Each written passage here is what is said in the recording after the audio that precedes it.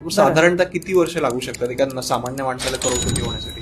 Tax भरावं लागतं. आता गव्हर्नमेंटचा काहीतरी नवीन रूल आलाय की युपीआय वरती तुम्हाला टॅक्स द्यावा लागणार आहे. म्हणजे प्रत्येक गोष्टीवरती टॅक्स भरायचा. तुम्ही घर घ्या, गाडी घ्या, काही घ्या, तुम्हाला टॅक्स तर पे करायचा आहे. म्हणजे इथे आपण टॅक्सेस सुद्धा गव्हर्नमेंटला देतोय, परत एफडी मधनं 30% टॅक्स देतोय.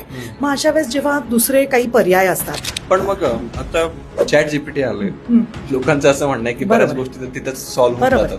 प्रत्येकाला पर्सनलाइज प्लॅन पण देत असतो. बरोबर. मग एका सर्टिफाईड प्लॅनरची काय गरज आहे?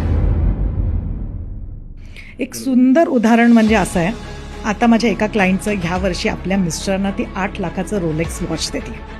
आता तू म्हणशील काय फायफळ खर्च आहे, पण त्या मुलीनी 26 वर्षाची असताना 80,000च्या SIP सुरुवात केलेली. तिने तिचं स्वतःचं लग्न डेस्टिनेशन वेडिंग ताजला केलेलं. बरं, आता हे सगळं तर आहेच, सगळ्यांना सगळं माहिती आहे, सगळं ठीक आहे, खूप सुंदर आहे, पैसा येणार आहे, करोडपती होणार आहेत, आपले आकडे वाढणार आहेत, लगेच लोक कॅल्क्युलेटर घेऊन बसलेले असतात.